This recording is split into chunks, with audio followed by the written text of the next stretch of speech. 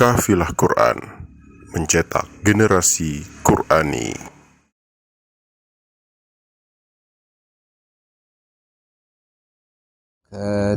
Waalaikumsalam warahmatullahi wabarakatuh. Innal hamdalillah nahmaduhu wa nasta'inuhu wa nastahdihi wa natubu ilayhi. Huwa alladhi arsala rasulahu bil huda wa dinil haqq liyudhhirahu 'ala dini kullihi wa kafa billahi shahida. Asyhadu an la ilaha illallah wahdahu la syarika lahu wa asyhadu anna Muhammadan 'abduhu wa rasuluhu la nabiyya wa la rasula ba'dah. Qala tabaraka wa ta'ala ya ayyuhalladzina amanu taqullaha haqqa tuqatih wa la tamutunna illa wa antum muslimun. Alhamdulillah, ikhwan sekalian, para santri sekalian dimuliakan Allah Subhanahu wa taala. Pada kesempatan malam hari ini Allah Subhanahu wa taala masih memberikan limpahan nikmatnya kepada kita semua sehingga kita bisa berkumpul melaksanakan aktivitas kita kembali dalam keadaan sehat walafiat.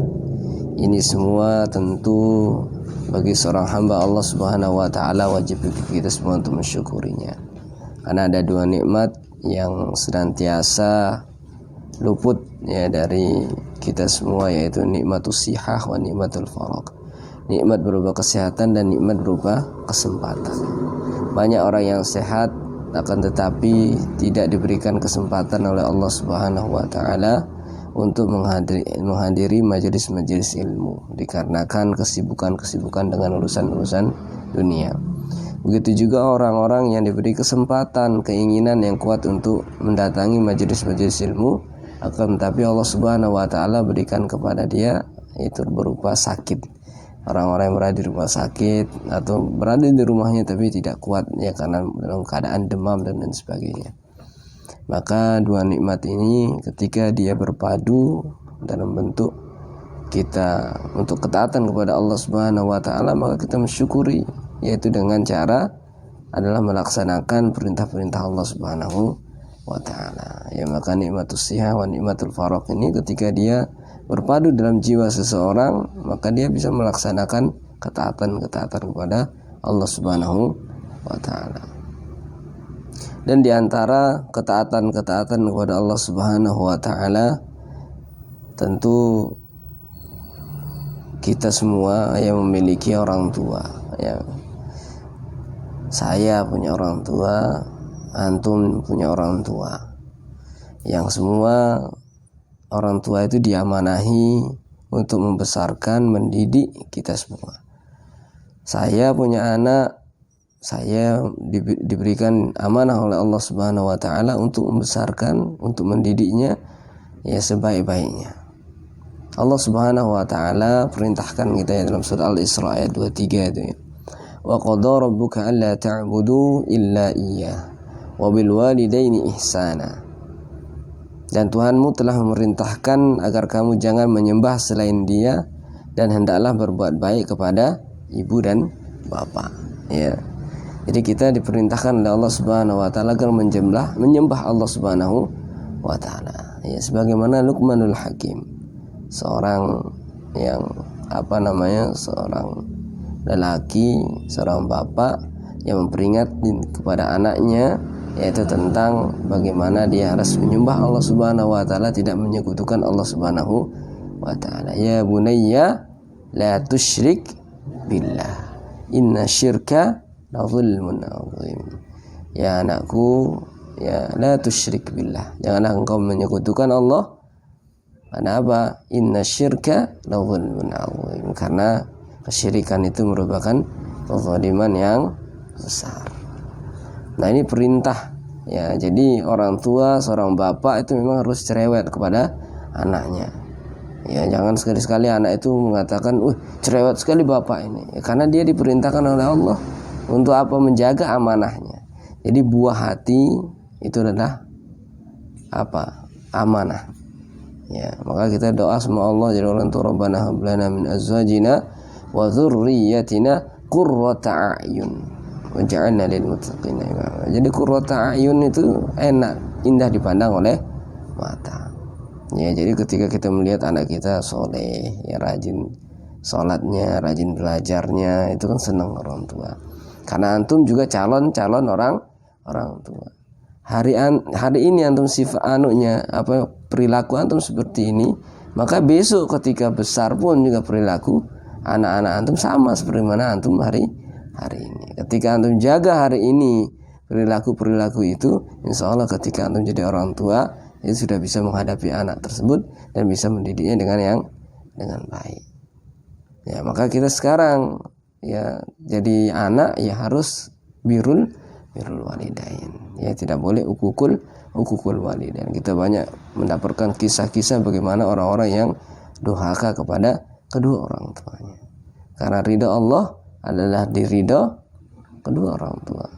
Dan sukhtullah fi sukhtil walidain. Dan kebencian, kemarahan, kemurkaan Allah adalah dari kebencian daripada atau kemarahan daripada kedua orang tua. Maka Allah Subhanahu wa taala melanjutkan, imma yablughanna 'indakal kibra ahaduhuma aw kilahuma fala taqul lahumu uffin wa la tanharhuma wa qul lahumu qawlan karima. Ya. Jika salah seorang di antara keduanya atau kedua-duanya di antara keduanya ya sampai berusia lanjut dalam pemeliharaanmu, maka sekali-kali janganlah engkau mengatakan kepada keduanya perkataan wala taqul lahuma uff. Uff apa? Dipanggil sebentar ya. Ihsan. Agar sebentar Khalid. Itu ya. Panggil sebentar Zul. Panggil semua orang tuanya. Itu ya. Ya, wala taqul lahuma uff. Ya. Wala tanharhuma wa qul lahuma qawlan karima. Ya. Dan janganlah engkau membentak keduanya dan ucapkanlah kepada keduanya perkataan yang baik. Ya, orang tuanya panggil ya si siapa?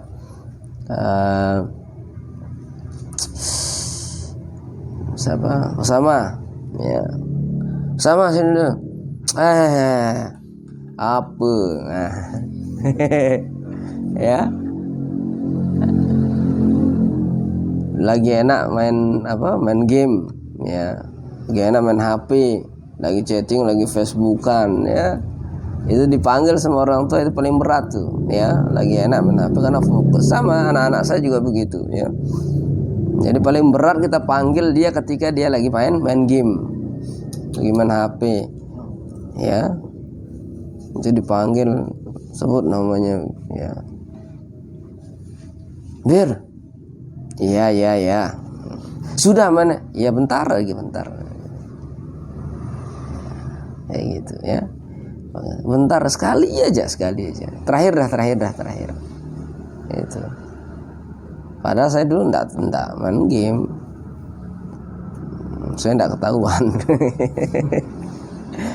Sekarang kan mereka kan pakai HP juga ketahuan. Dia pinjamnya HP orang tua jadi ketahuan. Kalau kita dulu kan enggak ada HP dulu kan. Jadi mainnya video game gitu kan, tapi di tempat lain kan. Jadi jarang ditahu lah sama orang tua. Ya kadang-kadang ditahu. Ya jadi kita maklumi karena dulu kita seperti itu. Ya mau ndak seperti itu ya baik-baiklah sekarang ya.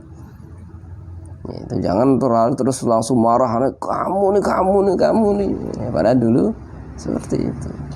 Ya maka sekarang didiklah dengan baik.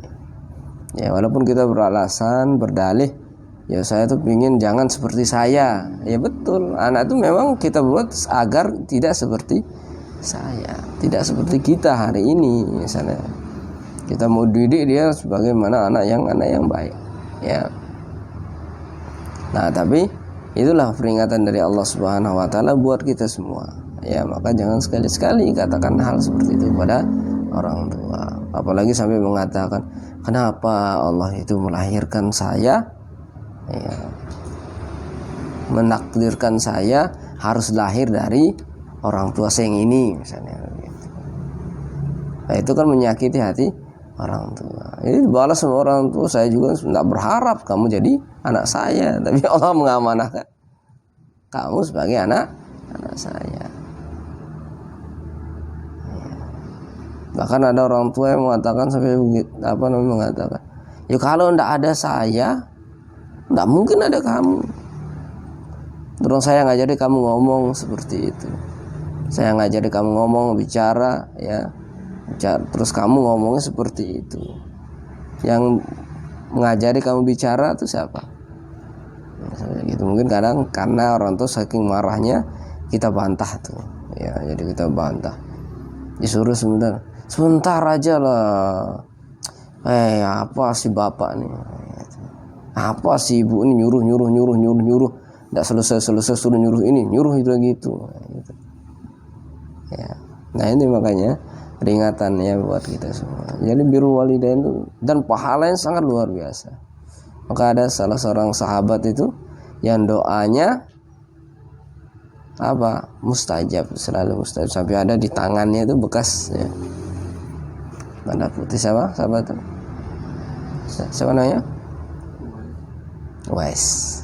Ya. Jadi itu sampai Rasul tuh memesan kepada sahabatnya, kalau engkau ya bertemu sama dia, sama orang ini, ada tangan, telapak tangannya, kamu minta doa kepada orang itu. Pada pesan kepada sahabatnya, kepada Umar bin Khattab dan lain sebagainya. Itu karena apa? Dia ingin menghajikan orang tuanya tapi tidak punya fulus, tidak punya uang, ya. Jadi dari Yaman digendong anaknya, digendong ibunya. Jadi dia pelihara gibas, ya, kambing dari kecil dia pelihara, kemudian dia pungguk, ya, dia pikul, ya, dia pikul dari dari bawah sampai ke atas bukit, sampai besar itu dia punya kambing itu. Terus orang bilang, mengatakan dia kayak orang gila, ya. Terus dia setiap hari dia seperti itu. Ternyata dia mencocokkan dengan badan ibunya. Akhirnya kesampaian, ya. Dia saking berbaktinya kepada orang tuanya, dia berjalan kaki dari Yaman sampai ke Mekah. Ya. Dia pergi haji. Ya, nah itu luar biasa, itu birrul walidain ya. Kalau antum mau doanya terkabul, mustajab, kayak gitu. Atau sebagaimana kisah Imam Ahmad bin Hambal. Imam Ahmad bin Hambal itu yang terasa pada dirinya itu, kok saya ini pingin ke satu negeri, kok didorong terus dirinya itu untuk ke satu negeri itu kan. Berjalan. Kalau ada Facebook di zaman dulu itu sudah terkenal Imam Ahmad bin Hambal kan, ulama terkenal kan. Jalan terus kayak ada yang dorong gitu kan. Ada yang dorong dia berjalan ke satu negeri itu. Masuk masjid diusir. Ya. Sudah jangan istirahat, jangan sana pergi. Di luar masjid diusir lagi gitu kan. Terus ya. Tapi kalau ada yang tahu seandainya dia memperkenalkan diri, saya ini Imam Ahmad bin Hambal loh, langsung dimuliakan tentunya kan. Dikasih makan, kasih minum, sini nginep aja di sini, mau kemana sih engkau ya Syekh, mungkin gitu. Tapi Imam Ahmad bin Hambal merasa ya enggak perlu itu diceritakan ya, dengan zuhudnya dia, qanaahnya dia ya. Dan ilmunya, kebesaran ilmunya, dia tidak seperti itu. Akhirnya terus dia berjalan sampailah di satu tempat, ya, kemudian ketika dia diusir dari masjid, kemudian ada seorang memanggil dia, ini Syekh, sini. Kalau kamu butuh istirahatlah di tempatku.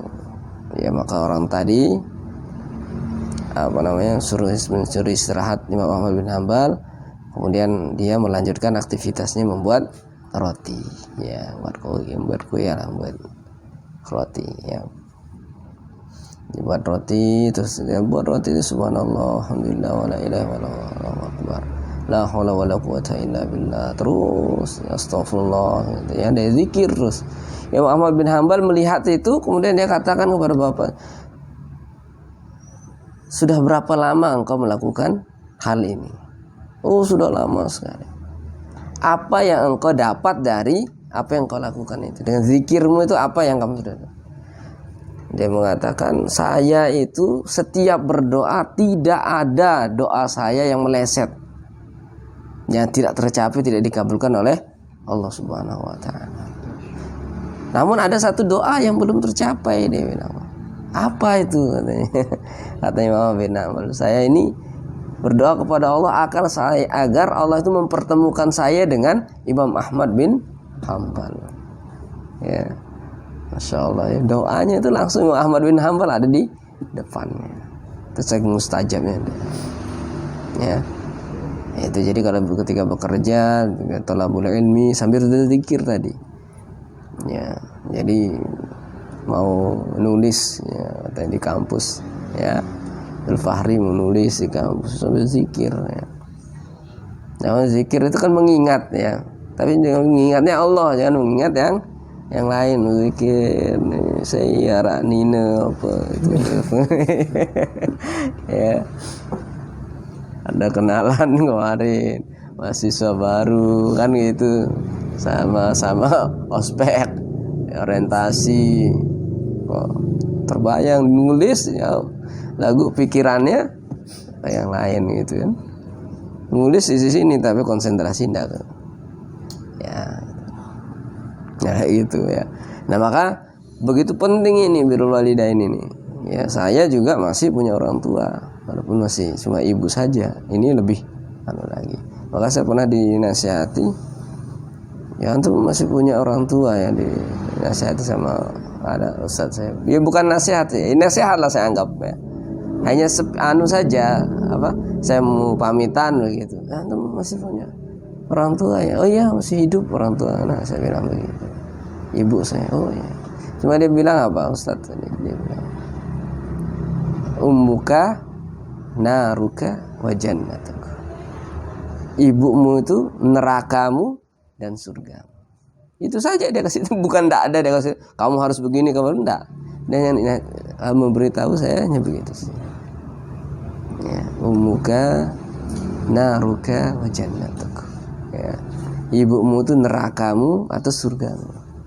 Ya, berarti tergantung kita bagaimana cara memperhatikan orang tua tadi. Jadi begitu penting siapapun dia.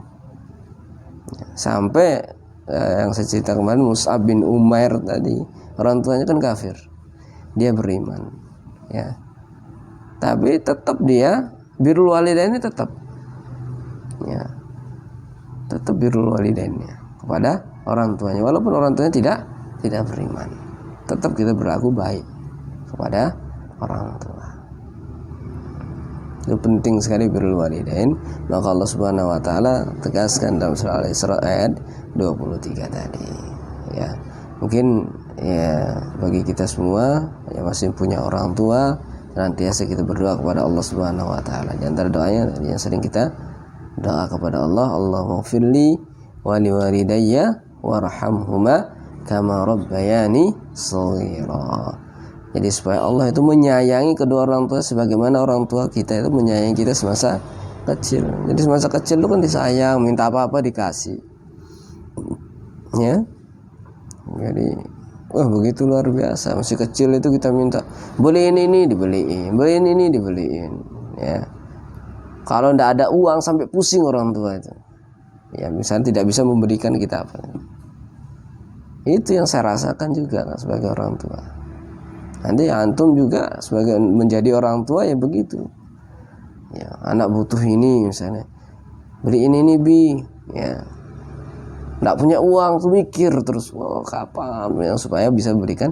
Nanti sayang betul, karena apa? Sayang betul sama anak tadi. Ya kita membuat berdoa kepada Allah agar Allah tuh menyayangi orang tua kita itu sebagaimana orang tua kita tadi itu menyayangi kita semasa kecil tadi. Kalau sudah besar gini kan tidak disayang kayak begitu kan, ya.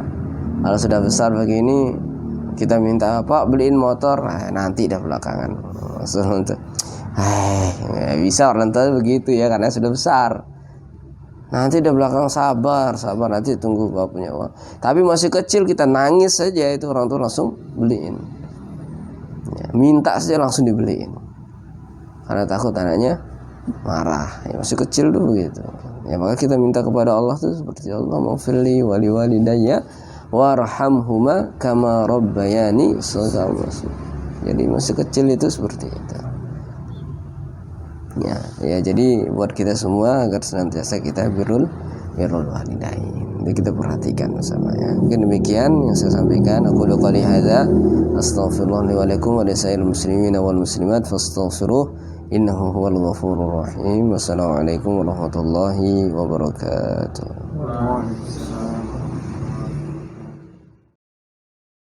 Kafilah Quran mencetak generasi Qurani.